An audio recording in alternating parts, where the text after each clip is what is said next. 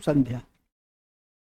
हमारी आज की कक्षा इतिहास विषय से संबंधित है और हम लोग सबसे पहले जो रोज हम लोग डिवीजन फैक्ट्स को देखते हैं और उसके बाद दिल्ली सल्तनत के उपरांत विजयनगर की आगाज करने की मैं घोषणा करूंगा। लेकिन वहां पर जाने से पहले, क्योंकि यह कक्षा आपकी मॉनिटरिंग कक्षा भी है और समय समय पे इसकी मॉनिटरिंग की जाती है कि आपने अपने स्तर से क्या किया, उसी कड़ी में मैं 10 सवाल हिस्ट्री से ही पूछूंगा। उस 10 सवाल में सबसे पहला है और वह है कि दीवाने वकूफ उत्तर हमको लगभग कम से कम 15-20 लड़कों का चाहिए। दीवाने वकूफ की स्थापना किसने किया? दीवाने वकूफ की स्थापना किसने किया था? उसके बाद विजयनगर की शुरुआत होगी। दीवाने वकूफ की स्थापना किसने किया था? जल्दी बताएंगे। किस सुल्तान ने दीवाने वकूफ की नींव डाली थी? रोशन जी, राजीव पासवान, प्रभात, जल्दी बताओ यार, इतना देर लगाओगे तब तो हो गया, तब तो मजा नहीं आएगा। गजब हाल है। दीवानी वकूफ की स्थापना एफएसटी ने किया था। जलालुद्दीन ने आंसर सही दिया है। जलालुद्दीन खिलजी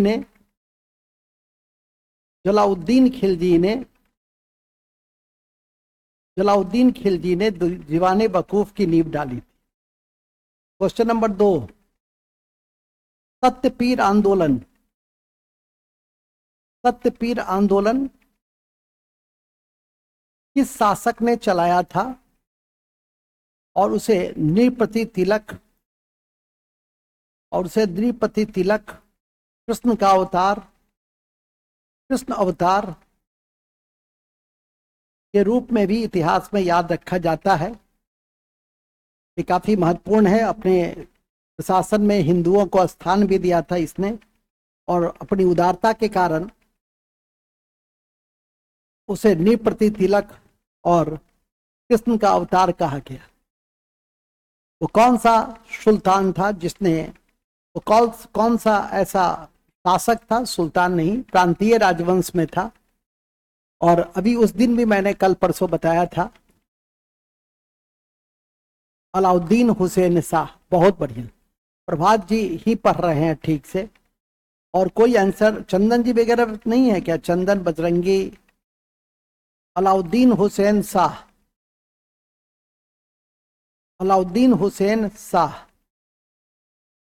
इन्होंने सत्यपीर आंदोलन चलाया था। उस दिन मैंने बताया भी था कि ने कृष्ण का अवतार भी कहा जाता है और इस दृष्टि से नृपति तिलक अपनी उदारता के कारण हिंदुओं को प्रशासन में इन्होंने स्थान दिया और इसके कारण इन्हें हम इतिहास में स्थान देते हैं।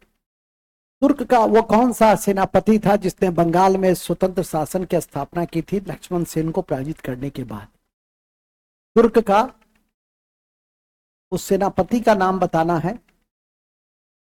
तुर्क सेनापति कौन थे जिसने बंगाल में स्वतंत्र शासन की नींव रखी थी? बंगाल में स्वतंत्र शासन की नींव किसने रखी थी? बंगाल में स्वतंत्र शासन की नींव किसने रखी थी?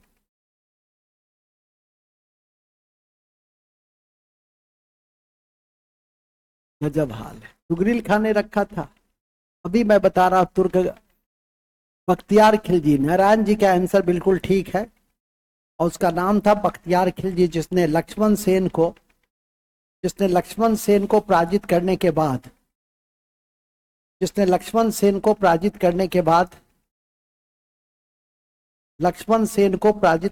बाद नींव रखी थी। चौथा क्वेश्चन है, बताना है कि बड़ा सोना मस्जिद और कदम रसूल मस्जिद का निर्माण किसके काल में हुआ था? बंगाल के किस शासक के काल में हुआ था? और उसी के काल में काशीराम ने बंगला में महाभारत को अनुवाद किया था। तो काशीराम ने बंगला में, याद रखिएगा, बंगला में महाभारत का अनुवाद किया, महाभारत का अनुवाद किया, एक अनुवाद, एवं कदम रसूल मस्जिद, आप लोग पढ़े नहीं, मजा नहीं आता है पढ़ाने में आप लोगों को तब, और बड़ा सोना मस्जिद, बड़ा सोना मस्जिद का निर्माण किया। बताओ जल्दी से, पर बताए हैं। नुसरत शाह, विकास कुमार, शंकर कुमार, निवेश कुमार, हाँ अब जाके ठीक है, अब मजा आ रहा है पढ़ाने में। नुसरत शाह ने, नुसरत शाह ने, याद रखिएगा ये बहुत इंपॉर्टेंट फैक्ट है, नुसरत शाह। तो यूं तो तथ्य के नाम पे 4, लेकिन हम उससे कहीं अधिक बात बताए हैं। 1 मिनट रुक जाइएगा, चाय भी मैं पी लूं। अटाला मस्जिद का निर्माण किसके काल में हुआ? अटाला मस्जिद का निर्माण किसके काल में हुआ था? प्रांतीय शासन में अटाला मस्जिद का निर्माण किसके काल में हुआ था? तो जल्दी बताइएगा। अटाला मस्जिद फिरोज शाह के समय में। अरे चंदन तुम तो गजब हो भाई। इब्राहिम हुसैन शाह, शंकर जी का आंसर बिल्कुल ठीक आया है। अटाला मस्जिद का निर्माण, और उसी के समय में इब्राहिम शाह सरकी, सिराज का हिंद भी कहा गया। तो इब्राहिम शाह सरकी उस दिन रटवाए भी थे, फिर भी आप लोग भूल गए, जो अच्छी स्थिति नहीं है। याद रखिए, कश्मीर का हीरो किसको कहते हैं? कश्मीर का नीरो, कश्मीर का नीरो किसे कहा जाता है? जिसने कलहन को संरक्षण प्रदान किया था और राजतरंगिणी आरंभ हुआ था। और किसके शासन काल में राजतरंगिणी को पूर्णता प्रदान की गई थी? ये 2 क्वेश्चन है कि कश्मीर का नीरो कौन है? कश्मीर का नीरो कौन है? 1 Sriharsh, very good, very good. और इसने कलहन को संरक्षण दिया था, जिसने कश्मीर का इतिहास लिखा था। और इसको पूरा करने का श्रेय राजतरंगिणी पूरा किसके काल में हुआ था? हर्ष के काल में नहीं, हर्ष के काल में तो शुरू हुआ था पूरा। जय सिंह, बहुत अच्छा अलका, बहुत बढ़िया। जय सिंह के काल में, जय सिंह के काल में राजतरंगिणी को पूर्णता प्रदान की गई थी, जो परीक्षा की दृष्टि से काफी महत्वपूर्ण है। नेक्स्ट 1-2 तथ्य मैं यार पूछ दूं। परशाह, परशाह के नाम से, परशाह के नाम से किसको जाना गया? और अभी यदि मैं थोड़ा सा हिंट्स दे दूं तो तुरंत आप इसको बना देंगे। उसने जैन लंका की भी नींव रखी थी, अब भी नहीं पकड़ी। उसे कश्मीर का अकबर कहा जाता है। और शिकायतनामा एक ग्रंथ भी लिखा था, और शिकायतनामा एक ग्रंथ भी लिखा था, नाम था जैनुल अबिदीन। मैं बताऊंगा तो ये तो बड़ी दुखद स्थिति होगी भाई। जैनुल अबिदीन, ठीक है। उस दिन भी हमने इसकी जिक्र की थी। अब मत लिखिए, जब मैं लिख दिया तब क्या लिखते।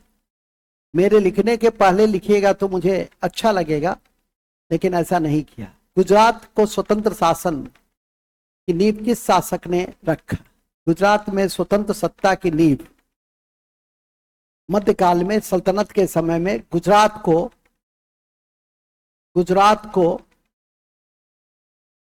स्वतंत्र सत्ता की नींव, अभी रिवीजन फैक्ट चल रहा है, सत्ता की नींव किसने रखा था? मुजफ्फर खान नहीं, जफर खान। विजय जी ने सही आंसर दिया है, जफर खान ने, ठीक है। जफर खान ने, ये मैं आपसे आग्रह भी किया था कि कृपया कर आप लोग थोड़ा सा एनसीईआरटी से इसको याद कर लेंगे तो अच्छा लगेगा, लेकिन आप लोगों ने ऐसा नहीं किया। मध्यकालीन भारत में गुजरात का कौन सा शासक था जिसने दीव को पुर्तगालियों को सौंप दिया था? गुजरात का कौन सा शासक था जिसने दीव को पुर्तगालियों को दे दिया था? शंकर? आप तो बगल में रहते हैं, आ सकते थे ऑफलाइन ऑनलाइन। कुछ लोग रहते हैं तो पढ़ाने में और मजा आ जाता है। बताइए, गुजरात का वो कौन सा शासक था जिसने पुर्तगालियों को दीव दे दिया था? गोवा, दमन, दीव। बहादुर शाह। जय पक्का, क्या नाम है? जय प्रभा। Very good. बहादुर शाह ने चली। तो मैंने प्रांतीय शासन की आपकी समीक्षा कर ली, और हाँ, जो अच्छी स्थिति नहीं है, बहुत कम लोगों ने इसमें सक्रियता से हिस्सा लिया। बराबर कहा जा रहा है कि सपने देख रहे हैं, काम कर रहे हैं, उसको यथार्थ में बदलने की दिशा में प्रयास कीजिए। मैं कक्षा की आगाज करने की मैं घोषणा करता हूं। हम लोग विजयनगर की कक्षा में हैं। एक ऐसा वंश जिसे इतिहास में मध्यकालीन काल में मोहम्मद बिन तुगलक ने स्थापित किया था। 1336 ईस्वी में हरिहर और बुक्का ने वेदों के भाष्यकार सायन के प्रेरणा से तुंगभद्रा नदी के तट पर विजयनगर की नींव रखी थी। शिक्षा के दृष्टि से ऐसे तथ्यों पर जरूर नजर रखेंगे कि तुंगभद्रा नदी के तट पर इस वंश की नींव रखी गई थी। अपने पिता संगम के याद में इसकी स्थापना की गई थी। इतिहास में इस कड़ी में बुक्का प्रथम काफी महत्वपूर्ण शासक था, जिसे वेद मार्ग प्रतिष्ठापक की उपाधि मिली थी। और मदुरई विजय के कारण भी हम लोग इसे याद रखते हैं। याद रखिएगा कि गंगा देवी ने एक मदुरई विजय भी लिखा था। कालांतर में देवराय प्रथम, थोड़ा टेलर सुन लीजिए, देवराय प्रथम जिसने हरविलास नाटक की रचना की थी, श्रीनाथ को संरक्षण प्रदान किया था, और इटली के यात्री निकोलस कॉन्टी उसके दरबार में आए थे। देवराय प्रथम को हम लोग इस कारण से याद रखते हैं कि तुंगभद्रा नदी के तट पर एक विशाल बांध की नींव डाली थी। इन कारणों से हम देवराय को याद रखते हैं। इसी कड़ी में देवराय द्वितीय भी काफी महत्वपूर्ण है, जिसे इमादी देवराय, पौड़ देवराय गजबेटकर हाथियों का शिकार करता था, तो स्वाभाविक है कि गजबेटकर की भी उपाधि से उसे सम्मानित किया गया। उसी के शासनकाल में ब्रह्मसूत्र पर एक टीका भी लिखी गई थी, और एक महानाटक सुधा नीति नामक ग्रंथ की भी रचना की गई थी, जो परीक्षा की दृष्टि से महत्वपूर्ण है। इराक का एक महत्वपूर्ण विदेश यात्री अब्दुल रज्जाक उसके शासनकाल में भारत आया था। तो इन सब कारणों से हम इसे याद रखते हैं। विरूपाक्ष द्वितीय जो संगम वंश का अंतिम शासक था, उसे हर संभव स्थिति में याद करके रखना चाहेंगे। लेकिन विजयनगर को जो हम याद रखते हैं वो तुलु वंश के कृष्णदेव राय के कारण और उसके कई उपलब्धियों के कारण हम याद रखते हैं। विशेषकर तेलुगु के क्षेत्र में जो उसने अमुक्त मल्याद लिखा था, और संस्कृत में जाम्बती कल्याणम की रचना की, यवन राज स्थापनाचार्य और नागलपुरा जैसे नगरों की स्थापना किया। इन सब कारणों से हम उसे निश्चित रूप से याद रखना चाहेंगे। इसी कड़ी में सदाशिव राय, तालीकोटा का युद्ध, और अंतिम जो शासक थे, अंतिम वंश जो था अरबिड्डू वंश और वेंकट द्वितीय, और विजयनगर का जो प्रशासन और सामाजिक क्षेत्र में जो योगदान है, उन सब के संदर्भ में महत्वपूर्ण बातों के साथ हम इस कक्षा की समापन करना चाहेंगे। मैं स्टार्ट करना चाहता हूं विजयनगर के इंट्रोडक्शन से। लिखेंगे सबसे पहले विजयनगर। लिखिए, मोहम्मद बिन तुगलक के समय में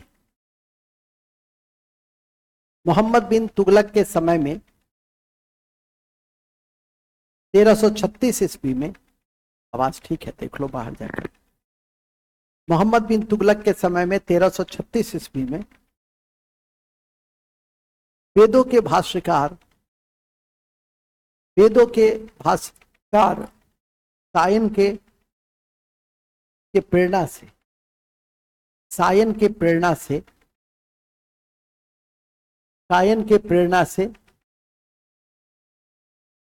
के प्रेरणा से तुंगभद्रा नदी के तट तुंगभद्रा नदी के तट पर विजयनगर साम्राज्य की नींव रखी गई थी। विजयनगर साम्राज्य की नींव रखी गई थी। विजयनगर साम्राज्य की नींव रखी गई थी। इसके गुरु हरिहर बुक्का के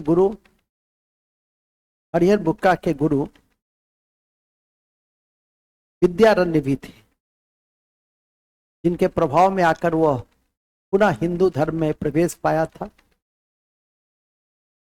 विद्यारण्य भी थे, जिनके प्रभाव में आकर वह पुनः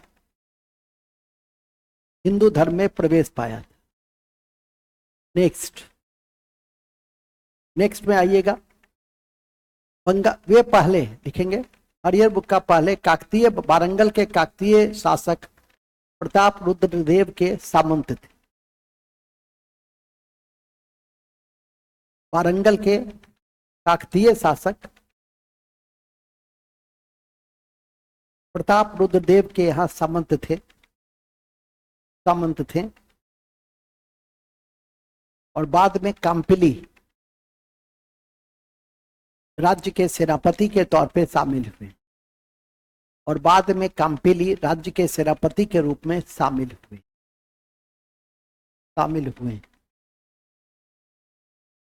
ठीक है। नेक्स्ट,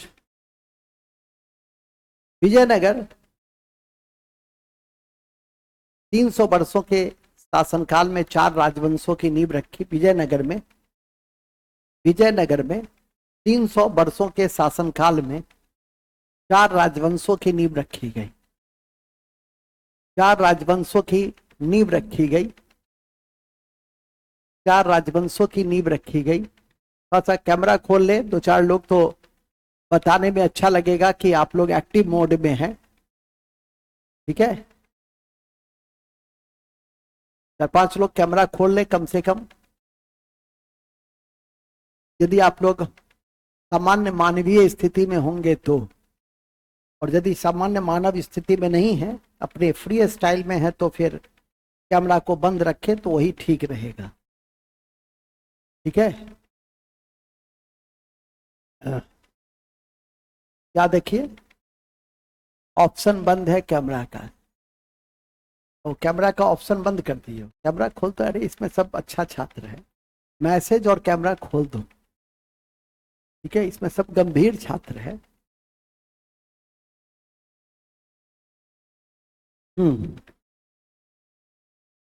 एडमिट भी कर दो। चलिए, तो मैं आगे बढ़ना चाहूंगा। 300 वर्षों के शासनकाल में 4 राजवंश थे। पहला राजवंश था संगम डिनेस्टी। ये जरूर लिख लीजिएगा, ऐसे ही लिख लीजिए। संगम डिनेस्टी, हरिहर बुक का संस्थापक, और टाइम पीरियड था 1336 से 1485 तक। टाइम पीरियड था 1336 से 1485 तक। अपने पिता की स्मृति में रखा, पहला वंश की नींव अपने पिता की स्मृति में रखा। ठीक है, दिखाई दे रहा है? दिखाई दे रहा है? हरिहर बुक्का। ठीक है, दूसरा वंश था सुलभ वंश। नरसिंह सुलभ इसके संस्थापक थे। संस्थापक काफी महत्वपूर्ण होता है। 1485 से 1505 तक थे। 1485 से 1505 तक थे। सुलभ वंश, वीर नरसिंह इसके संस्थापक थे। वीर नरसिंह इसके संस्थापक थे और 1505 से 1570 ईस्वी तक था। इसी वंश का कृष्णदेव राय भी थे, जो आगे पढ़ाएंगे, याद रखिएगा। और चौथा है अड़बिड्डू डिनेस्टी। अड़बिड्डू, तिरुमल, और 1570 से 1672 तक। ठीक है, ओके, पीडीएफ भेज दूंगा, सब कुछ तो जाता ही है, नोट भी जाता है, पीडीएफ भी जाता है, हर एंगल से जाता है। ओके, चलिए अब हम लोग एक एक करके जो महत्वपूर्ण शासक हैं उसको हम लोग देखेंगे। संगम वंश का पहला थोड़ा महत्वपूर्ण शासक था हरिहर प्रथम। हरिहर बुक्का ने स्थापना किया था, तो लिखिएगा हरिहर प्रथम पहला शासक, और उसकी राजधानी थी अनकुंडी। अनकुंडी 2 कारणों से इतिहास में याद रखा जाता है। होयसल साम्राज्य को मिलाया और मदुरई विजय किया। लिख देंगे, 2 कारणों से इतिहास में याद रखा गया। होयसल साम्राज्य को मिलाया और मदुरई विजय किया। और मदुरई विजय किया, ठीक है। कालांतर में गंगा देवी ने मदुरई विजयम पुस्तक भी लिखा, नोट में लिख दो। कालांतर में गंगा देवी ने मदुरई विजय पुस्तक भी लिखा। ये इंपॉर्टेंट बुक है और आप लोग क्वेश्चन बनाते होंगे तो देखते भी होंगे कि महत्वपूर्ण पुस्तक को याद करके रखना है। मदुरई विजय है। ओके, नेक्स्ट दूसरा था बुक्का प्रथम। बुक्का प्रथम दूसरा शासक था, बुक्का प्रथम। मृत्यु कब हुई ये सब लिखने की चीज नहीं होती है। बुक्का प्रथम, इसके एक उपाधि थे वेद मार्ग प्रतिष्ठापक। वेद मार्ग प्रतिष्ठापक। बड़ी परीक्षा देने जाएंगे, हालांकि कमीशन, स्टेट कमीशन अपने आप में बड़ी परीक्षा है, लेकिन फिर भी इससे भी बड़ी परीक्षा होती है यूपीएससी की। वहां ये क्वेश्चन भी पूछे हुए हैं कि वेद मार्ग प्रतिष्ठापक के रूप में किस शासक ने, वो तो 4 टाइटल देता है और सुमेलित करने के लिए, सत्य पर विचार करने के लिए, वो तो सिंपल लाइन देता नहीं है। और दूसरा 1374 में बुक्का प्रथम ने चीन में एक दूत भेजा था, दूत मंडल भेजा था, दूत मंडल भेजा था, एवं दक्षिण के कई क्षेत्र को आप मिलाया। फिर लिखे, उन्होंने दक्षिण के कई क्षेत्र को मिलाया, जिसमें कई क्षेत्र थे, लिखने की जरूरत नहीं है, कई क्षेत्र को मिलाया। इन कारणों से हम बुक्का प्रथम को याद रखते हैं। इन कारणों से हम बुक्का प्रथम को याद रखते हैं, ठीक है, इसको याद रखिए। इसके बाद आता है हरिहर द्वितीय। हरिहर द्वितीय, हरिहर द्वितीय अन्य शासक थे। हरिहर द्वितीय, हरिहर द्वितीय के विषय में लिख देंगे, महाराज धीराज की उपाधि लिया। हरिहर द्वितीय महाराज धीराज की उपाधि लिया। हरिहर द्वितीय बीच में लिख देंगे, महाराज धीराज की उपाधि लिया। पहले यह लिख लो, महाराज धीराज की उपाधि लिया और श्रीलंका से राजस्व वसूला। श्रीलंका से राजस्व को वसूला एवं पश्चिम में बेलगांव और गोवा को छीना। और पश्चिम में बेलगांव और गोवा को छीना। शिव ऑब्लिक विरूपाक्ष का उपासक था। पॉइंट करके, शिव एवं विरूपाक्ष का उपासक था। कौन? हरिहर द्वितीय। तो हरिहर द्वितीय के विषय में क्या क्या लिखे? श्रीलंका से राजस्व वसूला, देखो कितना महत्वपूर्ण था। कुछ नहीं भी याद रखोगे तो श्रीलंका से राजस्व याद रख लोगे,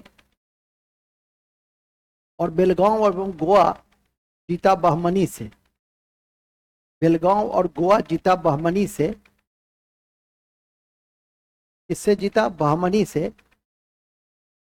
इस 2 को भी याद रख लोगे तो हरिहर द्वितीय का काम तमाम हो जाएगा जो तुम्हें याद करके रखना है, ठीक है। तो हरिहर द्वितीय, पहला पढ़े हरिहर प्रथम, बुक्का प्रथम, हरिहर द्वितीय, इसी कड़ी में अब सबसे महत्वपूर्ण शासक को पढ़ना है और जिसका नाम है देवराय प्रथम। इस देवराय को इतिहास कई कारणों से याद रखता है। अभी मैं बताया भी कि निकोलस कॉन्टी इसके दरबार में आया था, विद्वानों का संरक्षण करता था। उसके दरबार में हरविलासम का जो लेखक था तेलुगु कवि श्रीनाथ, वो भी उसके दरबार में रहता था। और लेकिन उसके साथ ही उसने तुंगभद्रा नदी पर एक बांध बनाया था, नहर निकाली थी। इन सब कारणों से हम इसे याद रखने का प्रयास करते हैं। तो लिखिए, देवराय प्रथम ने वो क्यों जाने, तो देवराय प्रथम को जानिए। तुंगभद्रा नदी पर बांध बनाया, तुंगभद्रा नदी पर बांध बनाया। पहला, तुंगभद्रा नदी पर बांध बनाया, इस कारण से हम याद रखेंगे उसको। तुंगभद्रा नदी पर बांध बनाया। दूसरा,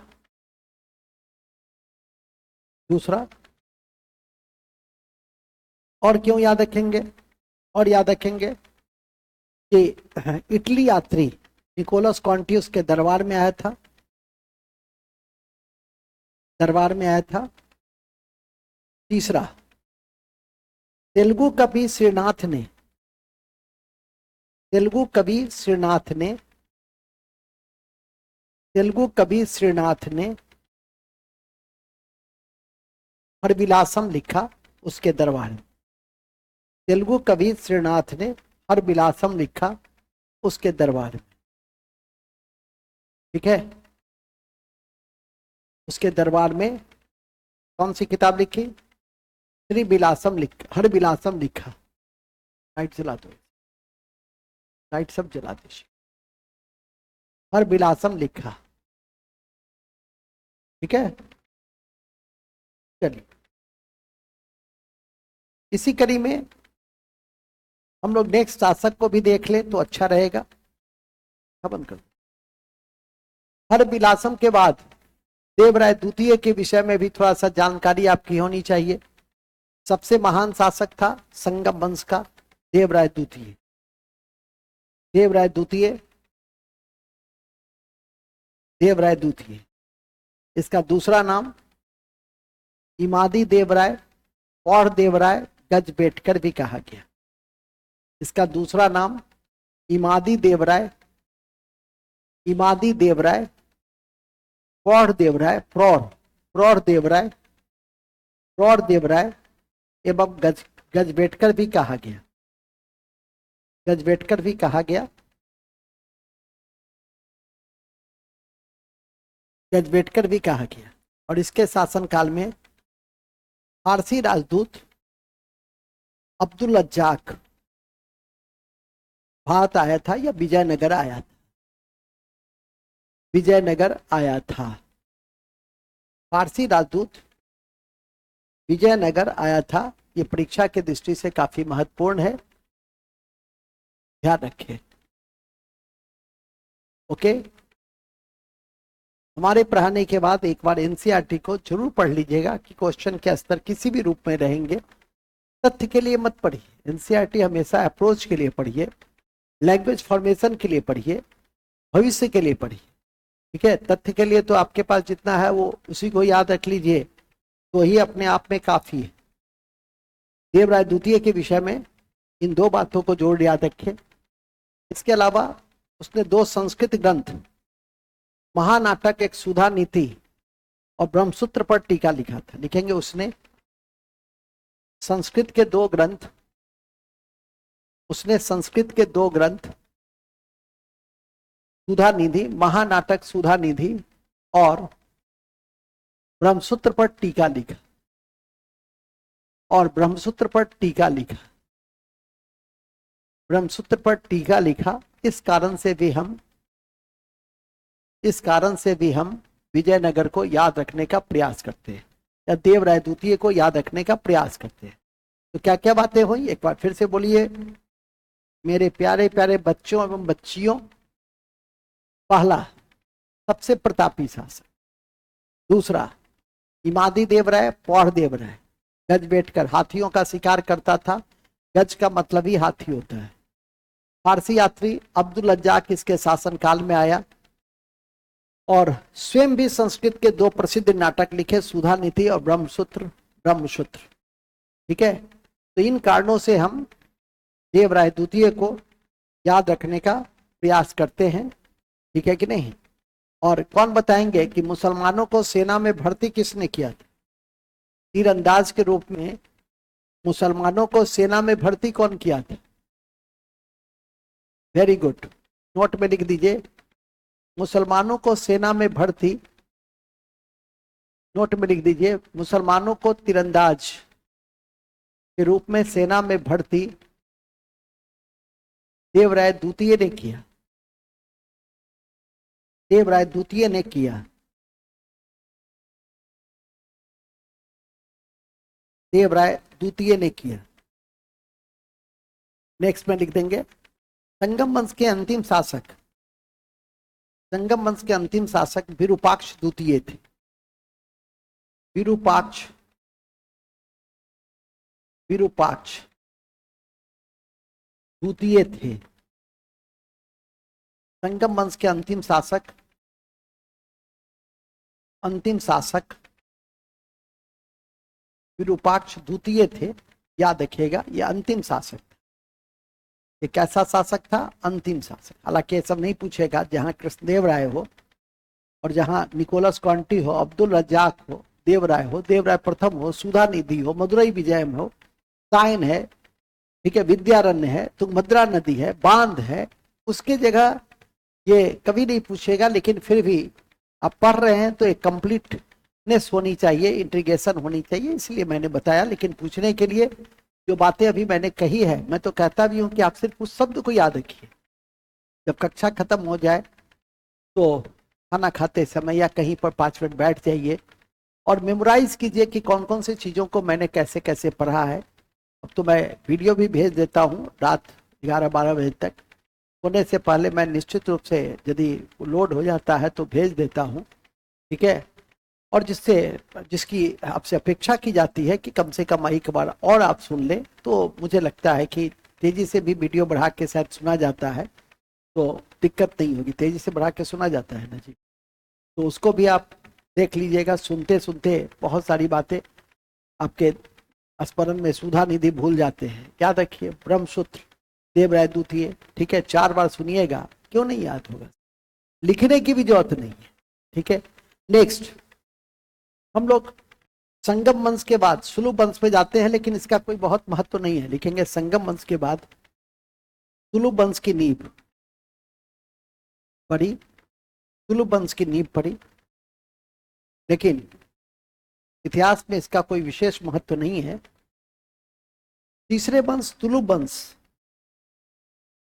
तीसरे वंश तुलु वंश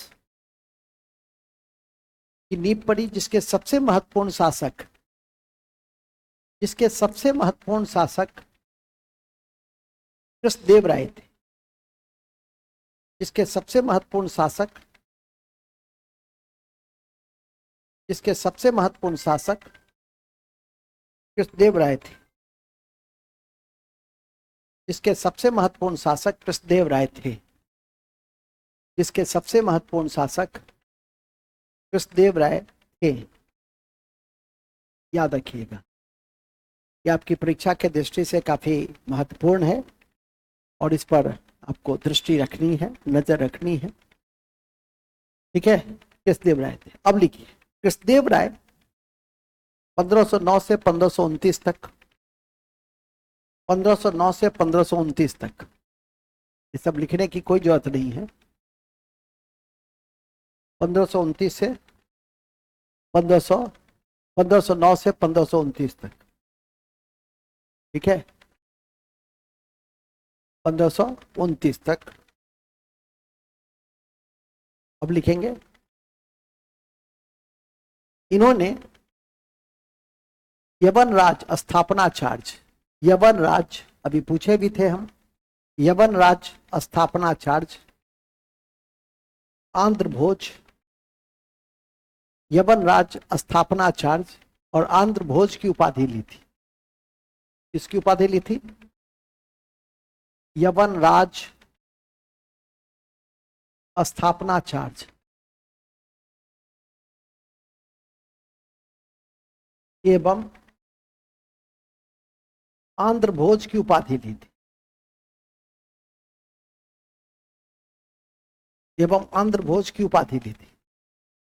इतिहास में निम्नलिखित कारणों से याद रखा जाता है, इतिहास में निम्नलिखित कारणों से याद रखा जाता है, जैसे तेलुगु का क्लासिकल युग, तेलुगु भाषा का क्लासिकल युग के रूप में पहला। इस कड़ी में 8 तेलुगु विद्वानों को संरक्षण दिया। इस कड़ी में 8 तेलुगु विद्वानों का संरक्षण दिया। उनमें सबसे प्रसिद्ध पेद्दन थे। उनमें सबसे प्रसिद्ध पेद्दन थे जिन्होंने मनु चरित्र लिखा। उनमें सबसे प्रसिद्ध पेद्दन थे जिन्होंने मनु चरित्र लिखा था। मनु चरित्र लिखा था किसने? पेद्दन ने मनु चरित्र लिखा था।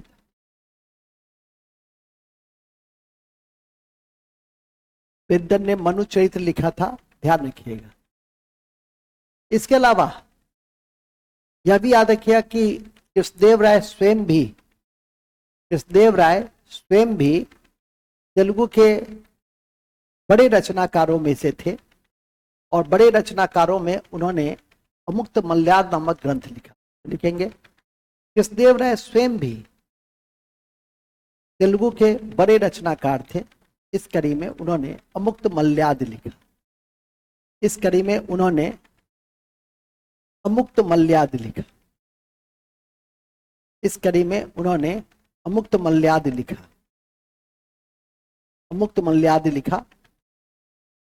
लेकिन संस्कृत में जाम्बती कल्याणम, लेकिन संस्कृत में जाम्बती कल्याणम लिखा। लेकिन संस्कृत में क्या लिखा?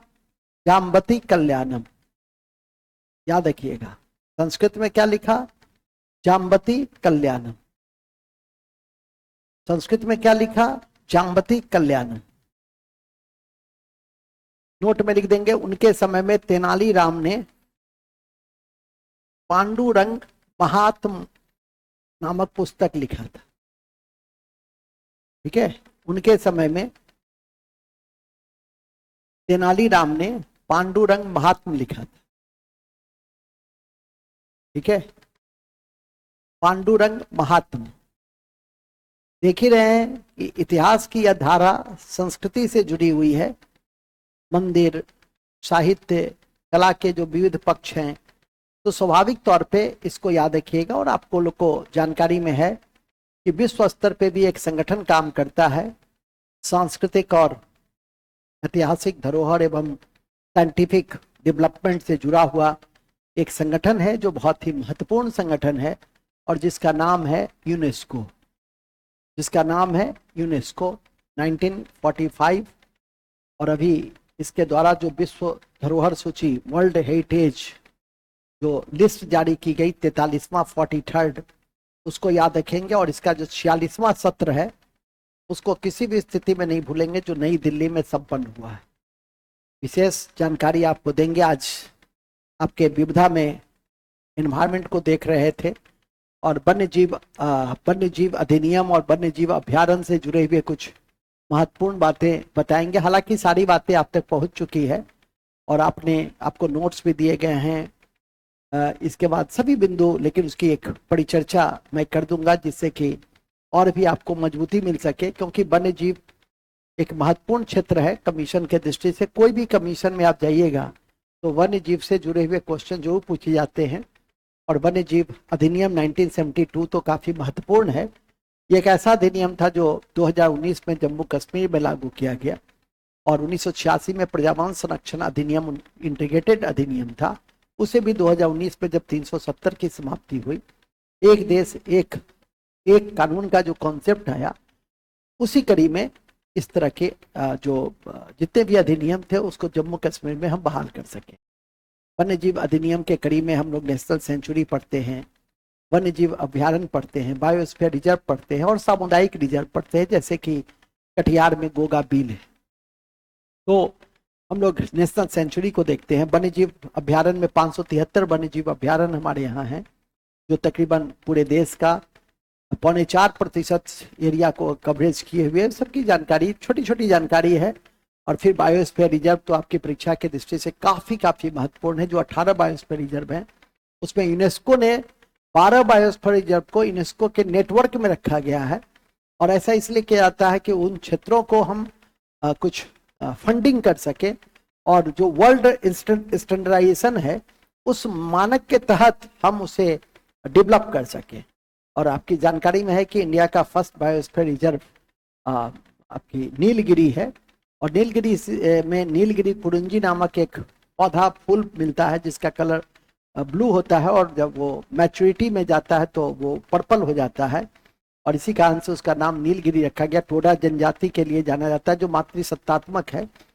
लेकिन नीलगिरी को यूनेस्को की नेटवर्क में 2000 में रखा गया था, लेकिन फर्स्ट जो बायोस्फीयर रिजर्व स्टेब्लिश्ड हुए थे वो नीलगिरी था। हम अभी उस पर नहीं जा रहे हैं, हम जा रहे हैं अभी कंप्लीट मेरा ध्यान संस्कृति, जो विजयनगर की सांस्कृतिक उपलब्धि है उस पर। लेकिन ये जितनी बातें मैंने की है वो बातें भी आपकी परीक्षा के दृष्टि से काफी महत्वपूर्ण है। और लगातार मैं कहता भी हूँ कि कम समय में बहुत सारी बातें हम आपको बताते रहेंगे, और इसकी जानकारी इसी कड़ी में हम दिए हैं। जब मैं कहूँ तभी लिखिएगा तो मजा आएगा, ठीक है कि नहीं नीतीश जी? जब मैं पूछूं उस समय तो लिखते नहीं हैं, ठीक है? और नीलगिरी लिखे जा रहे हैं सब लोग, Nilgiri Nilgiri first biosphere reserve. वो तो मैं बता ही रहा हूँ आपको साहब, ठीक है? ध्यान से सुनिए। पहले हम लोग पेद्दन की चर्चा अभी जस्ट किए हैं कि तेलुगु के सबसे महान कवि थे, तो पितामह के रूप में उसको जानते हैं। और मनु चरित्र उसकी सबसे महत्वपूर्ण रचना थी, जिसको अभी जस्ट आप लोगों ने लिखा है। और एक अन्य रचनाओं में हरि कथा वगैरह है, तो वो सब परीक्षा के, जहाँ मुक्त मल्याद हो, जहाँ जमपति कल्याणम हो, जहाँ मदुरई विजय हो, जहाँ पेद्दन की मनु चरित्रम, जहाँ तेनालीराम की पांडुरंग महामत्म, ऐसे ऐसे किताबों की जगह पे वो कभी भी हरि कथा जैसी किताबें नहीं पूछेगा, ठीक है कि नहीं? तो ये 4-5 जो बुक है, सांस्कृतिक उपलब्धि है विजयनगर के काल का, उसको जरूर याद करके रखेंगे। लेकिन हम लोग विजयनगर के तुलुप वंश, जो सबसे बड़े वंश थे, सबसे महान वंश थे, उसको सिर्फ इसलिए नहीं याद रखते हैं कि तेलुगु साहित्य का स्वर्णयुग, उसको हम लोग याद रखते हैं।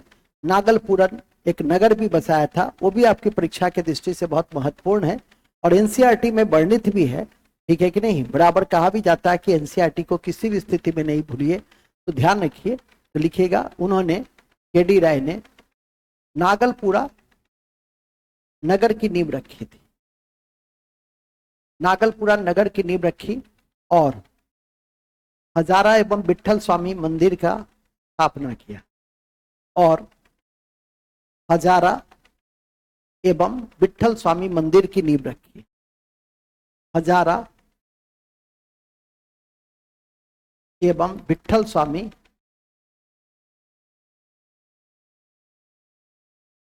मंदिर की नींव रखी। हजारा और विठल स्वामी मंदिर की नींव रखी, मंदिर की नींव रखी, याद रखिए। हाँ अतर साहब, कोई बात नहीं, कैसे हैं? सब बढ़िया चल रहा है? वाह वाह, बधाई हो। कब हुआ ट्रांसफर? मुख्यालय में? वाह वाह, बहुत बढ़िया, तब तो मुलाकात होगी। अरे वाह, तब तो मंत्री मंत्री आपके मंत्री, मेरे मंत्री तो एक ही हैं। चलिए बहुत बढ़िया। वहाँ मेरे एक मित्र भी हैं, PR राजू, वो डिप्टी सेक्रेटरी हैं वहाँ, ठीक है? तो आपको तो जिला सूचना विज्ञान, जिला सूचना पदाधिकारी दिया होगा, DPRO। अरे वाह, तब तो डिप्टी डायरेक्टर बना दिया, और अच्छा है आपको। चलिए ओके, मैं निकलता हूँ तो बात करता हूँ विस्तृत रूप से। चलिए धन्यवाद। कहाँ थे हम लोग? बड़े अच्छे जगह पे थे।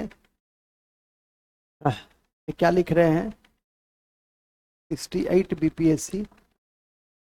रोहित सिंह क्या लिखे हैं? 68वीं बीपीएससी। 70वीं बीपीएससी में पूछा था। अच्छा अच्छा अच्छा अच्छा, 68वीं बीपीएससी में पूछा था। बहुत बढ़िया। अच्छा, ये जानकारी हमको दे सकते हैं? ये मुझे याद नहीं रहता है कब पूछा गया, लेकिन ये ध्यान रहता है कि ये पूछा गया। ठीक है, चलिए ठीक है, आप इसका मनन करते रहते हैं तो बहुत अच्छा है, बहुत बढ़िया। ठीक है, आगे बढ़ेंगे। हमको लगा कि अभी अथर साहब के विषय में बता रहे हैं कि 68वीं बीपीएससी में पास किए थे। ठीक है कि नहीं? बीपीएससी से ही अभी वो डिप्टी डायरेक्टर हैं, स्वास्थ्य विभाग में गए हैं, सूचना में हैं, और अच्छे पदाधिकारी हैं, काफ़ी योग्य उनकी लेखन शैली है, और मेरे बहुत पुराने छात्र रहे हैं, और पीटी से लेकर, और उन्होंने शुरुआती दौर से, जब उन्होंने सोचा भी नहीं था कि हम कमीशन कम्पीट करें, तब से वो लगे रहे, काम करते रहे। ठीक है कि नहीं? फिर दिल्ली में नौकरी बीबीसी में भी करते रहे, लेकिन तैयारी को उन्होंने विविध माध्यमों से जारी रखा, और इस तरह से उन्होंने कामयाबी प्राप्त की। खैर, वो तो कभी भेंट हो ही जाएंगे, आएंगे तो, लेकिन फिलहाल तो अब अपना भेंट हम तो चाहते हैं कि आप से मुलाकात करें। जो पास कर गया उसको क्या, अब आप आगे बढ़िए। ठीक है कि नहीं? तो मूल चीजों पर ध्यान रखिए। मूल चीज यह है कि हजारा और विट्ठल स्वामी मंदिर की नींव इसने रखी। देखिए, आज भी संबंध ऐसे हैं छात्रों से कि ट्रांसफर होता है तो उसकी भी सूचना मुझे देता है। ठीक है, इतना बढ़िया संबंध है छात्रों से, बड़ा अच्छा लगता है। हाँ, हम लोग हजारा मंदिर और विट्ठल स्वामी मंदिर में हैं। ठीक है, जिसकी स्थापना कृष्णदेव राय ने की थी। इसे हर संभव स्थिति में याद रखने का प्रयास करेंगे। इसके अलावा हम उनको क्यों याद रखते हैं तो लिखेंगे, कृष्णदेव राय, कृष्णदेव राय की चर्चा बाबर ने अपनी आत्मकथा में भी की है। कृष्णदेव राय की चर्चा बाबर ने अपनी आत्मकथा में भी की है, और उसे भारत का सबसे शक्तिशाली शासक बताया है, और उसे भारत का सबसे शक्तिशाली शासक बताया है। किसे किसे सबसे शक्तिशाली शासक बताया है? कृष्णदेव राय। नेक्स्ट, कृष्णदेव राय ने कुतुब शाह से, कुली कुतुब शाह से, कृष्णदेव राय ने कुली कुतुब शाह से, कुली कुतुब शाह से गोलकुंडा का युद्ध लड़ा, गोलकुंडा का युद्ध लड़ा, कुली कुतुब शाह से गोलकुंडा का युद्ध लड़ा, गोलकुंडा का युद्ध लड़ा। यह भी काफी महत्वपूर्ण है, जिसमें गोलकुंडा का शासक पराजित हो गया, जिसमें गोलकुंडा का शासक पराजित हो गया। ठीक लगा दीजिएगा, जिसमें गोलकुंडा का शासक पराजित हो गया। नेक्स्ट, परीक्षा के दृष्टि से आप अब अन्य बिंदुओं को भी देखेंगे। कृष्णदेव राय के बाद, ध्यान रहे, कृष्णदेव राय के बाद यदि आप इतनी बातें पचा के रख लेते हैं कृष्णदेव राय में, पुनरावृत्ति के इस युग में, तो मैं समझता हूं कि बहुत अच्छी बात होगी। नागल साहब, ये सारी चीज अभी जस्ट आपने लिखा है विभिन्न रूपों में, आंध्र भोज, अभिनव भोज, आंध्र पितामह, जो भी यवन राज्य स्थापनाचार्य, नागलपुर नगर, हजारा विट्ठल स्वामी का मंदिर, इत्यादि इत्यादि इत्यादि। ये विट्ठल स्वामी का मंदिर है जो अब तक पहुंचाई गई है। ठीक है, तो इसकी आज भी इसकी कलाकृतियों को देखकर लगता है कि कितना जीवंत है ये। ठीक है कि नहीं? और जब भी मौका अवसर मिले तो जरूर इस तरह के मंदिरों में जाए। मतलब स्थापत्य के दृष्टि से इसको किसी धर्म विशेष से मत जोड़िए, स्थापत्य के दृष्टि से देखिए, समझिए, बूझिए। तुलुक वंश का अंतिम शासक था सदाशिव, तो लिख दीजिए, तुलुक वंश का अंतिम शासक सदाशिव था, सदाशिव था। तुलुक वंश का अंतिम शासक सदाशिव था,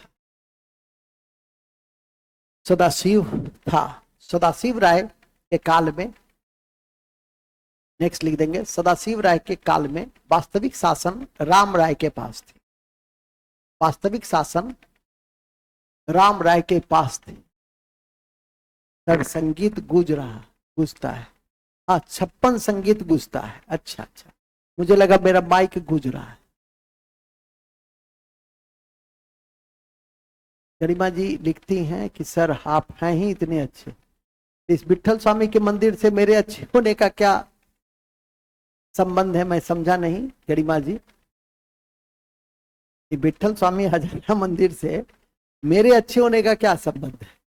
कुछ लिखना है, सर की प्रशंसा करनी है तो लिखना है। अच्छा, वेरी गुड, लिखते रहिए, कुछ कुछ लिखते रहना चाहिए। ठीक है, हम लोग मूलतः देख रहे हैं कि सदाशिव राय अंतिम शासक, और सदाशिव राय का शासन किसके पास था? तो राम राय के पास। ठीक है, जैसे नीरज जी यहाँ के शासक है और असल सत्ता किसके पास है? कमलेश जी के पास, जो सामने बैठे हुए। ठीक है कमलेश जी, असल शासन किसके पास है? आपके पास है। नेक्स्ट, कहाँ थे हम लोग?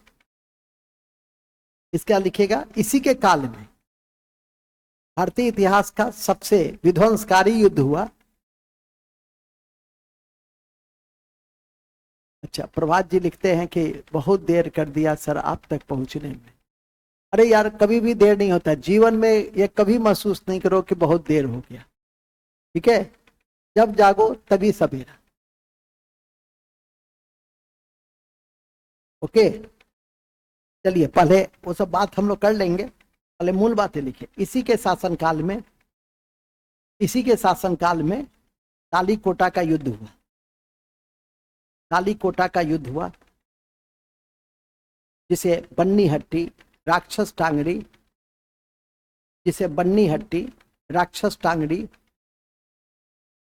के युद्ध के रूप में जानते हैं। जिसे बन्नी हट्टी और राक्षस टांगड़ी के युद्ध के रूप में जानते हैं।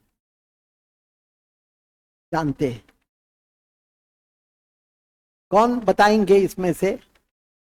चंदन वगैरह है ना जी, रोशन है ही, रोशन जी तो थे। कौन बताएंगे कि इस युद्ध की विनाशकारी चर्चा किसने और अपने किस पुस्तक में किया है? Forgotten empire. बहुत बढ़िया, किसने लिखा था फॉरगॉटन एम्पायर? बताइए जल्दी, फॉरगॉटन एम्पायर किसने लिखा था?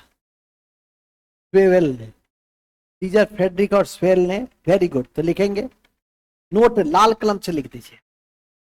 इस युद्ध की चर्चा सीजर फ्रेडरिक और स्वेल की पुस्तक, सीजर फ्रेडरिक एक यात्री था, सीजर फ्रेडरिक और स्वेल की पुस्तक फॉरगॉटन एम्पायर में किया गया है। फॉरगॉटन एम्पायर में किया गया है। फॉरगॉटन एम्पायर में किया गया है। फॉरगॉटन एम्पायर में किया गया है। ओके, तो याद रखिएगा। नोट में एक और लिख देंगे, कृष्णदेव राय के समय में पायस नामक यात्री, ये सब सुमेलित करने में देगा। यात्री दे देगा, शासक दे देगा, यात्री देगा, शासक देगा, और मिलाने जुलाने में देगा। और सीजर फ्रेडरिक और स्वेल की जो, हाँ, बारबोसा है, पायस है। ठीक है, तो पायस इसमें काफी महत्वपूर्ण है, ध्यान रखिएगा। और मंदिरों में हजारा और विट्ठल स्वामी का मंदिर बहुत महत्वपूर्ण है। और अभी आपने सुना ही कि विट्ठल स्वामी का जो मंदिर है, ये आपके 56 तरह के उस मंदिर में जाएंगे तो 56 तरह के संगीत उसमें गूंजते हैं। और वो भी आपकी कमीशन में किसी परीक्षा में पूछा हुआ है, जिसकी चर्चा अभी मेरा, हालांकि मैं वो सब नोट्स पे लिखाता हूँ। पहले तो बेसिक याद हो जाए कि हजारा मंदिर है, विट्ठल स्वामी का मंदिर है, और फिर उस परिचर्चा के कड़ी में उन सब, जैसे अभी मैं तालीकोटा का युद्ध बता रहा था, तो तालीकोटा का युद्ध मैं बहमनी शासक के साथ विजयनगर का हुआ। और बहमनी जो संघ था उसमें 4 संघ ने मिल करके लड़ाई लड़ी थी, उसकी चर्चा बहमनी में होती है।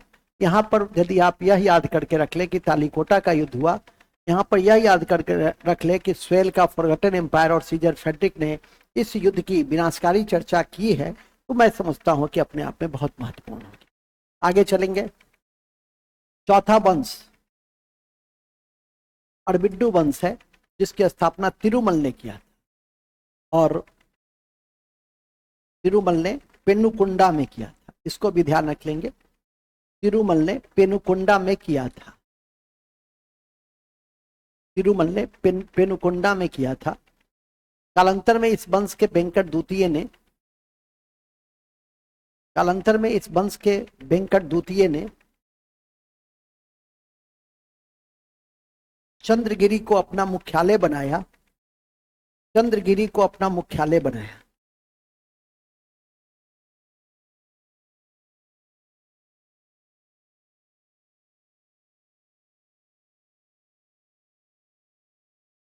ठीक है, चंद्रगिरी को अपना मुख्यालय बनाया।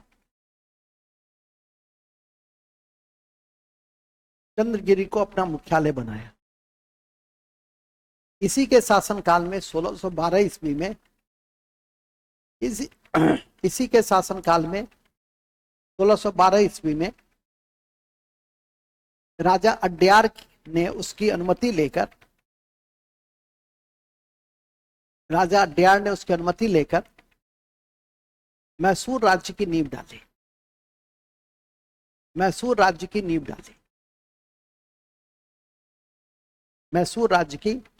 नींव डाली। इस वंश का अंतिम शासक रंग तृतीय था। इस वंश का अंतिम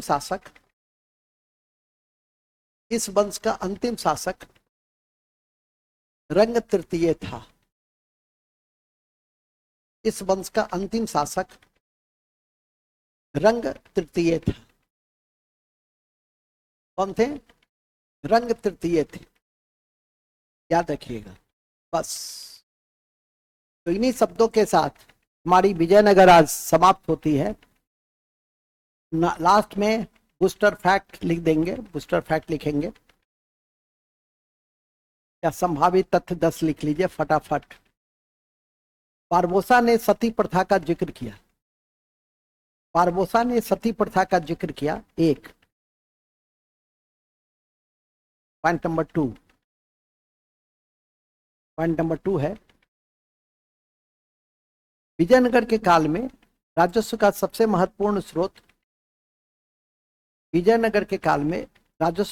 महत्वपूर्ण स्रोत भूमि था, जो उपज का 1/6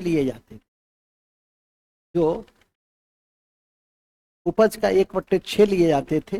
और केंद्रीय राजस्व विभाग को किस नाम से जानते थे? अठबन।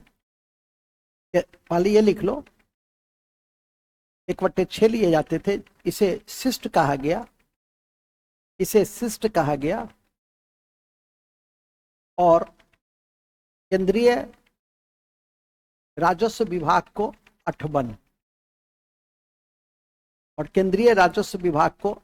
कहा गया। ठीक है, नेक्स्ट। विजयनगर के काल में औद्योगिक कर लेने का भी प्रचलन आरंभ हुआ। विजयनगर के काल में कृष्णदेव राय के समय में औद्योगिक कर, इंडस्ट्रियल टैक्स की व्यवस्था शुरू की गई।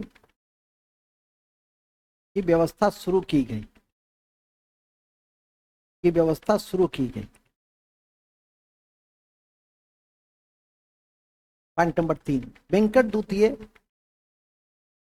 मध्यकाल का एक ऐसा शासक था जिसने स्पेन के राजा फिलिप द्वितीय के साथ पत्र व्यवहार किया। वेंकट द्वितीय मध्यकाल का एक ऐसा शासक था जिसने स्पेन के शासक फिलिप द्वितीय के साथ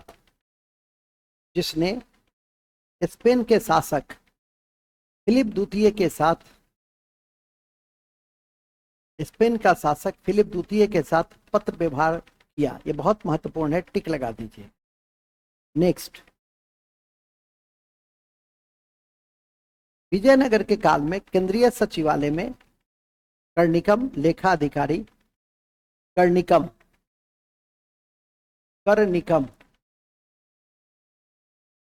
लेखा अधिकारी था, लेखा अधिकारी था,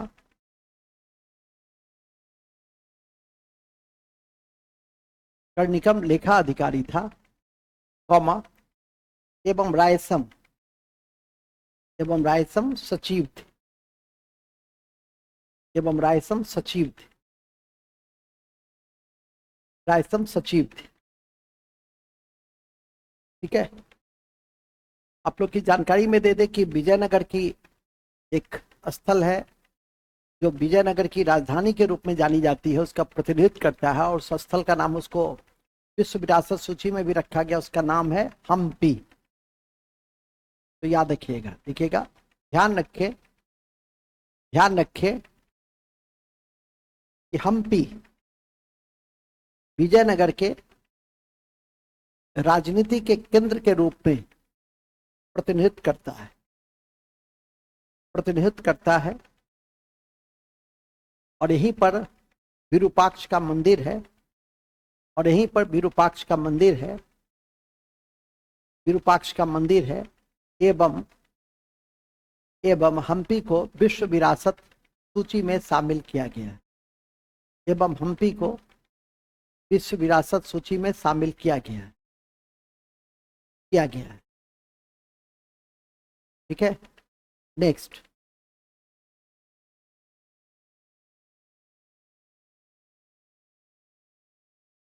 छप्पन स्वर विठल स्वामी के मंदिर से निकलते थे, छप्पन स्वर विठल स्वामी के मंदिर से निकलते थे, विठल स्वामी के मंदिर से निकलते थे, छप्पन स्वर विठल स्वामी के मंदिर से निकलते थे। नेक्स्ट, सल्तनत काल में राम चौधरी भू राजस्व का सर्वोच्च अधिकारी होता था। सल्तनत काल में, सल्तनत काल में ग्राम स्तर पर चौधरी भू राजस्व का सर्वोच्च अधिकारी होता था।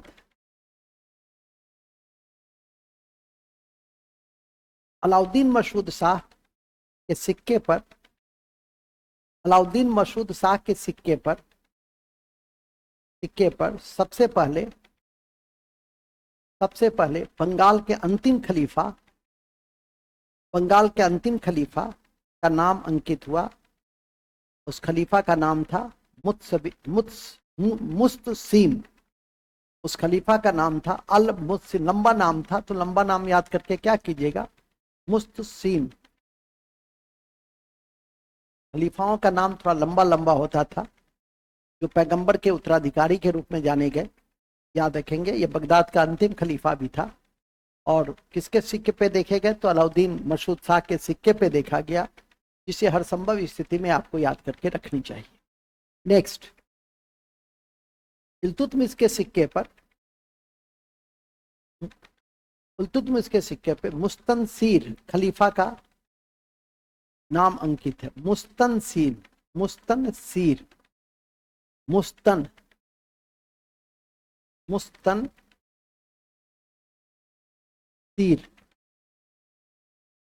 का नाम अंकित, ठीक है, खलीफा का नाम अंकित, याद रखिए। अच्छा, हदीस और जवाबित में क्या अंतर है, कोई बताना चाहेंगे तो बता सकते हैं। फिकुर है, हदीस और जवाबित में क्या अंतर है? फिकुर रहमान साहब हैं, नहीं है क्या आज? हम चंदन जी से नहीं पूछे हैं। अच्छा चलिए ठीक है। जवाबित एक धर्मनिरपेक्ष कानून था, ठीक है, वेरी गुड, जो राजकीय कानून थे। जबकि हदीस जो है वो इस्लामिक कानून, यहां लिख देंगे हदीस इस्लामिक कानून था, जबकि जवाबित राज्य का कानून और एक धर्मनिरपेक्ष कानून, और एक धर्मनिरपेक्ष कानून था, राज्य का कानून था। जबकि जबकि जबकि हदीस एक इस्लामिक कानून के रूप में जाने गए, जिसे आपको याद करके रखना है। नोट में एक और लिख देंगे, दीवाने इंसा का संबंध सरकारी पत्र व्यवहार से है, सरकारी पत्र व्यवहार से है, जबकि दीवाने रिसालत का संबंध धार्मिक विभाग से है। जबकि दीवाने रिसालत का संबंध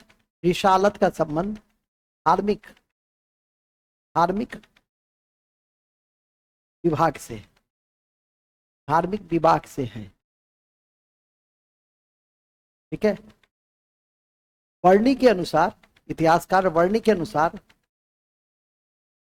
भारत के शासन को इस्लामिक नहीं माना गया, क्योंकि वर्णी के अनुसार भारत के शासन को इस्लामिक नहीं माना गया क्योंकि यहाँ बहुसंख्यक हिंदू थे जो इस्लाम का अनुसरण नहीं करते थे। बहुसंख्यक हिंदू थे जो इस्लाम का अनुकरण नहीं करते थे। लास्ट, दीवाने विजारत राजस्व विभाग को कहा गया। दीवाने विजारत राजस्व विभाग को कहा गया।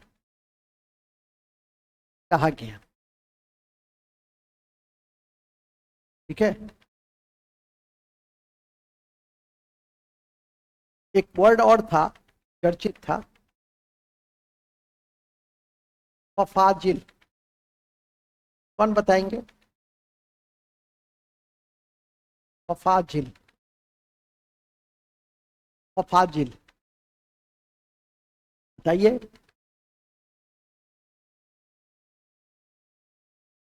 हाँ बिल्कुल, अतीकुर रहमान ने बिल्कुल सही व्याख्या किया कि मोहम्मद साहब ने जो कहा है वही हदीस है, वही इस्लामिक कानून है। हाँ, चंदन जी ने अच्छा लिखा, अधिशेष राशि या इक्ता जो वो राजस्व देता था, वो जो अतिरिक्त राशि होती थी, इसको हम लोग कहते हैं अतिरिक्त राशि या अधिशेष राशि। इसको फफाजिल, आज भी कहते हैं फफाजिल, मतलब बहुत ज्यादा है। ठीक है, इसको याद रखिएगा, ये आपके लिए इंपॉर्टेंट है। फफाजिल यदि पूछ दे कि सल्तनत काल में कुछ टर्मिनोलॉजी वगैरह सब पूछता है परीक्षा में, तो उसको जरूर याद करके रखिए।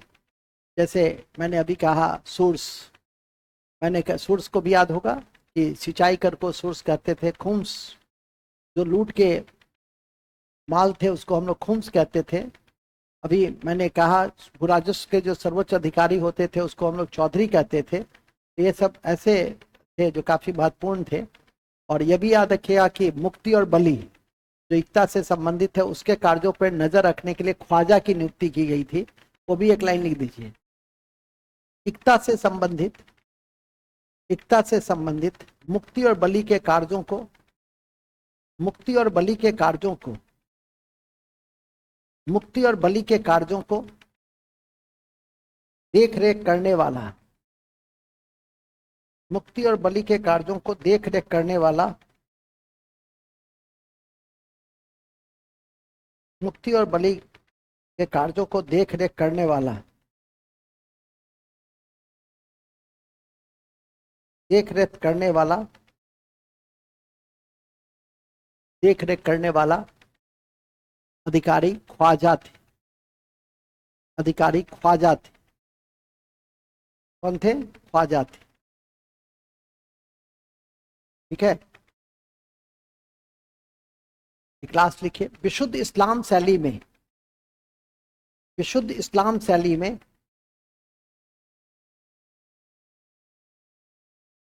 विशुद्ध इस्लाम शैली में, विशुद्ध इस्लाम शैली में, विशुद्ध इस्लाम शैली में प्रथम मकबरा बलबन के द्वारा, बलबन के द्वारा, बलबन का मकबरा था, जिसमें बलबन का मकबरा था जिसमें सबसे पहले मेहराब का वास्तविक रूप दिखाई दिया। मेहराब का वैज्ञानिक रूप बलबन के मकबरा में, और गुंबद का वैज्ञानिक रूप अलाई दरवाजा में। और वैज्ञानिक रूप से गुंबद का प्रयोग, वैज्ञानिक रूप से गुंबद का प्रयोग अलाउद्दीन खिलजी के, अलाउद्दीन खिलजी के अलाई दरवाजा में, मतलब गुंबद का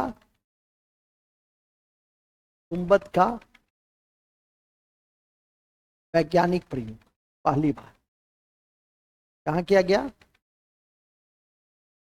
वैज्ञानिक प्रयोग कहाँ किया गया? अलाई दरवाजा।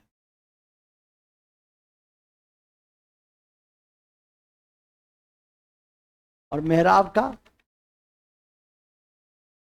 का वैज्ञानिक प्रयोग पहली बार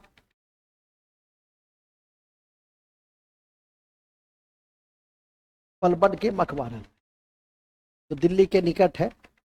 ये दोनों दिल्ली के पास ही है, बलबन का मकबरा। और विशुद्ध इस्लामिक शैली में कौन सा मस्जिद बना था पहला? जमायते खाना मस्जिद लिखवाए भी थे, फिर से लिख लीजिए। विशुद्ध इस्लामिक शैली में, विशुद्ध इस्लामिक शैली में,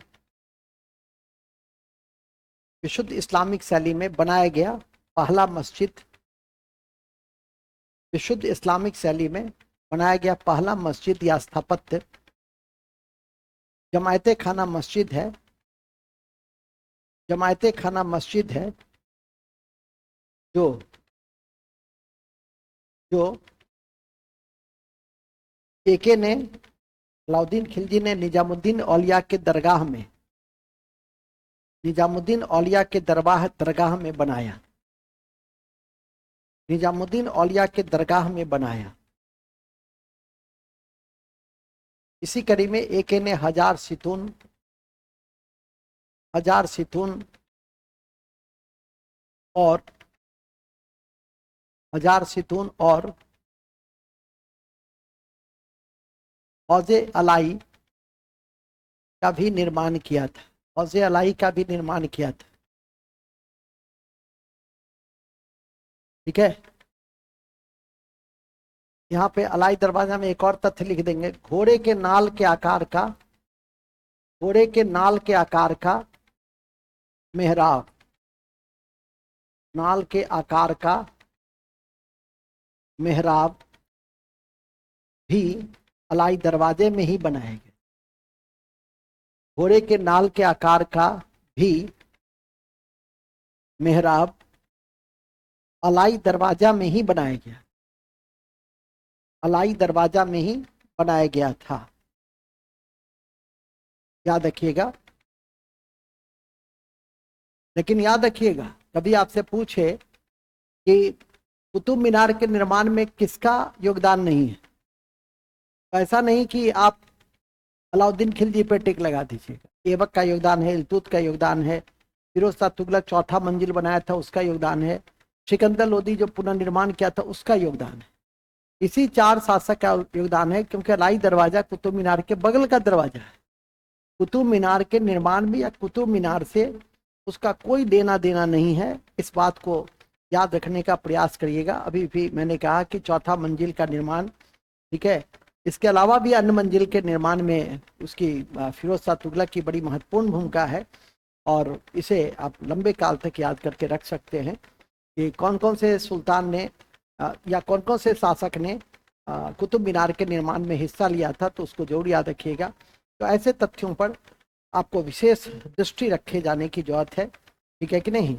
और यह भी ध्यान में रख सकते हैं कि अष्टभुजीय मकबरों का उदय सबसे पहले तुगलक के काल में हुआ था, एनसीईआरटी के तथ्य के अनुसार। ये भी लिख देंगे, अष्टभुजा मकबरे का उदय, अष्टभुजा मकबरों का उदय, अष्टभुजा मकबरा का उदय तुगलक के काल में ही हुआ, जबकि झुकी हुई दीवारों के साथ मुख्य द्वार टर्की के काल, जबकि झुकी हुई दीवारों के साथ मुख्य द्वार टर्की के काल में शुरू हुआ, टर्की के काल में शुरू हुआ। क्या लिखेंगे? जहाज महल का निर्माण मालवा में किया गया, जहाज महल का निर्माण मालवा में किया गया। जहाज महल का निर्माण मालवा में किया गया। जहाज महल का निर्माण मालवा में किया गया। हिंदी के खड़ी बोली के जनक अमीर खुसरो को माना जाता है। हिंदी के खड़ी बोली के जनक या सबके हिंदी का जनक, सबके हिंदी का जनक अमीर खुसरो को माना जाता है। ठीक है, एक दो और लिख देंगे। क्या है? रोम से लिया गया वेलेंटाइन साम्राज्य से। हाँ जी बिल्कुल, बेजेंटाइन साम्राज्य था, वेलेंटाइन साम्राज्य नहीं, बेजेंटाइन था प्रभात जी, वेलेंटाइन अभी नहीं आया है। ठीक है, ध्यान रखिएगा। तो एक मैंने जॉली एलएलबी देखी थी, तो उसमें बड़ा अच्छा कहता है कि तुमने एलएलबी कहाँ से किया? मेरठ विश्वविद्यालय से। तो उसमें प्रोसिक्यूशन को प्रोस्टिट्यूशन लिखता है। ठीक है, इसी टाइप के वर्ड सब जो लिखते हैं, अपील जो किया जाता है न्यायालय में लिखता है मेरा आपसे अपुल है। तो कहा वही कि तुमने इस एलएलबी की पढ़ाई कहाँ से किया? उस सीन को जरूर देखिएगा, बड़ा रोचक सीन है। ठीक है, तो ऐसा नहीं कीजिए कि बेजेंटाइन साम्राज्य की जगह वेलेंटाइन साम्राज्य आप लिख रहे हैं। ठीक है, तो उसको ध्यान से सा देखने का प्रयास कीजिए। बेजेंटाइन साम्राज्य था रोमन में, तो ध्यान रखिएगा। एक दो और लिख देंगे। राणा कुंभा ने संगीत मीमांसा, संगीत रत्नाकर, राजस्थान पीसीएस देने जाइएगा तो ये बराबर पूछता है। संगीत रत्नाकर, संगीत मीमांसा नामक पुस्तक लिखी।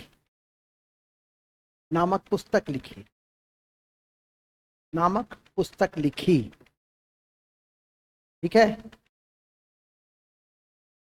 अमीर खुसरो के विषय में सारी बात मैंने कुछ दिन पहले ही आपके समक्ष किया है, इसलिए कुछ ज़्यादा बताने की जरूरत नहीं है।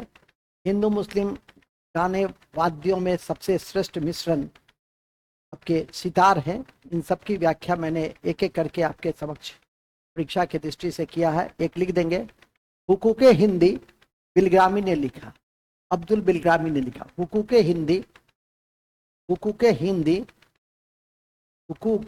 हिंदी अब्दुल बिलग्रामी ने लिखा, जबकि तहजीबुल अखलाक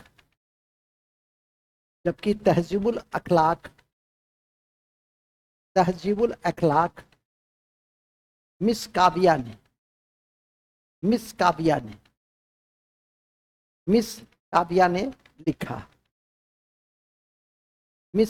ने लिखा।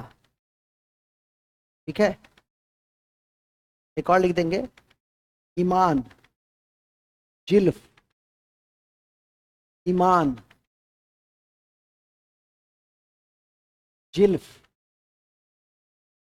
ये सब राग है, नवीन राग है। ये सब क्या है? राग। ईमान, जिल्फ, साज, ये सब नई राग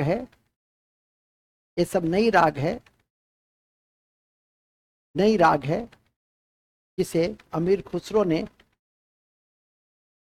दिया था। ने तंबूरा और बीना को मिला करके सितार बनाया था। यदि यूपीएससी होता तो यही पूछता। ईरानी तंबूरा और बीना को मिलाकर क्या बना था? ये सितार बना। और सितार बनाने का श्रेय किसको जाता है ना? अमीर खुसरो को जाता है। तो इस तरह से छोटे बड़े तथ्यों को आपने देखा, और इन शब्दों के साथ आज महत्वपूर्ण अध्याय के साथ अब हम लोग अगले दिन मुगल, कल हमारा मुगल का 2 शासक कम से कम देखेंगे, अधिकतम हम जितना देख दे। ठीक है कि नहीं? तो इस तरह से एक एक करके जो मैंने आपसे कमिटमेंट किया था कि हिस्ट्री के मॉडर्न तो संपूर्णता से मैं करूंगा, एक एक अध्याय करूंगा, लेकिन फिर भी मैंने मध्यकाल को भी लगभग संपूर्णता से किया है। नोट में लिख देंगे।